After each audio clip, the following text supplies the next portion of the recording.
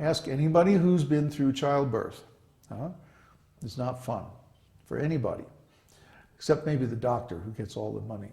But anyway, when we're in this material world, we have to suffer three kinds of miseries: adhyatmic, adhidaivic, and adhibhotic. Adhyatmic means miseries that come from our own self, from our own stupid actions. And adhidaivic means miseries that come from the demigods, like, bad weather, earthquakes, wars, and stuff like that, that are caused by the group karma of so many people. And adhibhotic means miseries that come from other living entities, like when we're in school and the big kids beat us up and stuff like that. Everybody goes through that, huh? The neighbors. Yeah, the neighbors and their party. The neighbors had a big party last night. Oh boy. So anyway, this is going on in the material world all the time. And the only cure for it is to get out of the material world. As long as we're in this material world, we're always going to have those three kinds of miseries. There's no escape from it. As long as we take a material body, there's always going to be suffering involved. So the goal, the objective of all Vedic knowledge is to get out of this material world.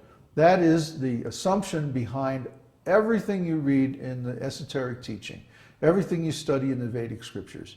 They're all assuming that the goal is to get out of here, go back to the spiritual world where we won't have any suffering. Because the spiritual world is eternal, it's blissful, it's full of knowledge. Everything is perfect there. So our process is to take our work and offer the result to the Supreme Lord for His enjoyment, to serve His purposes, to help meet His objectives in this world. Because the Lord has a reason for creating this material world, and the reason is to educate us that this is really a bad idea to try to live independently from Him, and to give us the knowledge that we need to come back to Him. So spreading this knowledge, giving the esoteric teaching to people, is actually serving the purpose of the Lord in this material world. And when we do that, guess what? We're released from all our karma. Does that mean that bad things never happen to devotees? No. Bad things still happen. But we don't suffer. How is that? Because our consciousness is in contact with the Supreme Lord at all times, through His holy name and through our service. And because of that, the suffering is minimized. I don't say it's completely removed, but it's minimized. Often, things that we would have to experience as a result of our karma, we experience them in dreams instead of in reality. This is stated in the scriptures.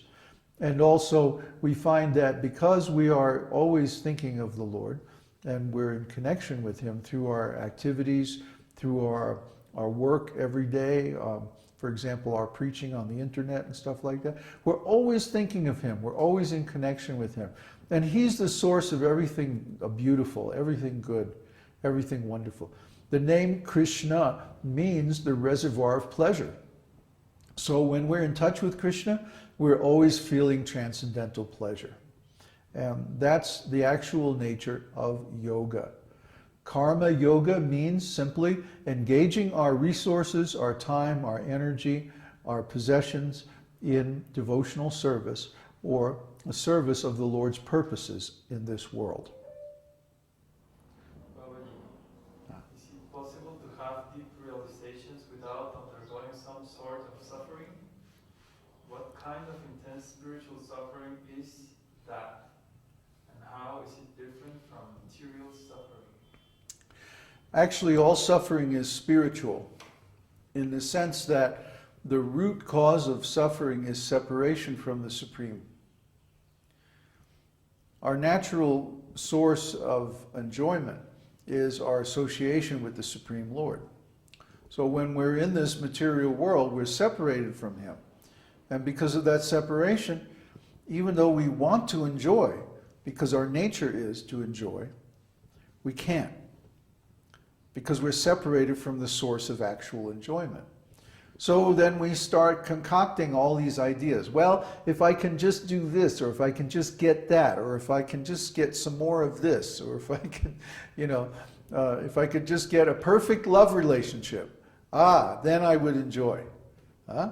So we start hunting and looking and searching and trying this and trying that and doing so many unnecessary things, trying to enjoy because our nature is to enjoy, but the source of our enjoyment is missing. That's suffering. So there are 8,400,000 species of life in this material world. And according to their karma, the souls are going through all those different species, one after another. Yet, they never experience the actual happiness that they're looking for. They never get to taste the real joy of life because they're not in association with God. That's suffering. And it goes on, not just year after year, but life after life. It goes on and on and on and on. And we try this and we try that and we concoct all these different ideas about how we're going to become happy in the future. But then when we actually reach those things, it doesn't really make us happy at all. That's the human condition, the existential condition of the soul in the material world. So the only way out of this is through yoga.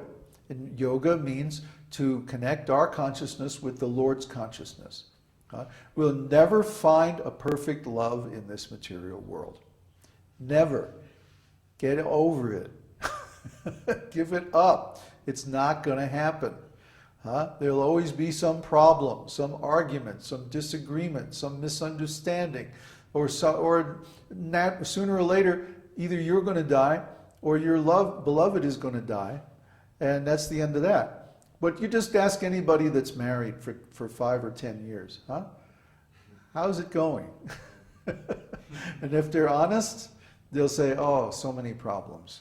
The thrill is gone. It's not like it was when we were dating, blah, blah, blah, blah, blah. Because when they were dating, they had the false hope that, oh, when we get married, everything's going to be perfect. And then they get married, and guess what? It's not perfect. It'll never be perfect. This material world is never perfect. So we have to give up the idea that we're going to be happy by some material arrangement. That's just concoction.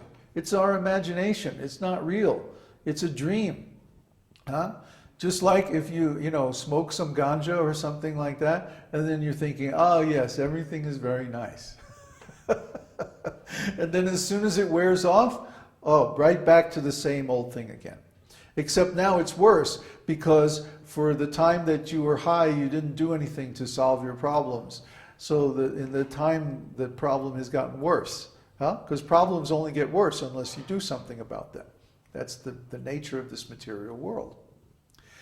So because of the function of time, we're pushed to try to make some solution to our different problems. Yet, everything we do, according to the material conception, only makes the problem worse, because we entangle ourselves more and more in the material energy. And remember, the material energy, the contact of our consciousness with the material energy, is the source of suffering. So the more we become entangled in this material energy and all of the designations and attachments and possessions and relationships in this material world, the more we suffer. And that should teach us, if we have any intelligence at all, that should teach us that this material world is not our real home. And the only thing that we should be doing here is trying to get out. Just like if you're in jail. If someone is in jail, they realize, wait a minute, this is not really the best place to be, and they should be trying to get out of there. But if they're stupid, then they're going to commit more crimes in jail. This is actually going on. Somebody gets sent to jail, and then they get in a fight, and then they get another charge because of that, and they have to spend more time in jail, and so on and so on. So this is going on because people are not intelligent. If you're intelligent, you realize, oh, I'm suffering. I have to get out of here. That's intelligence. That's real consciousness. When we actually become conscious of how much we're suffering, how much everybody is suffering, it's not just us.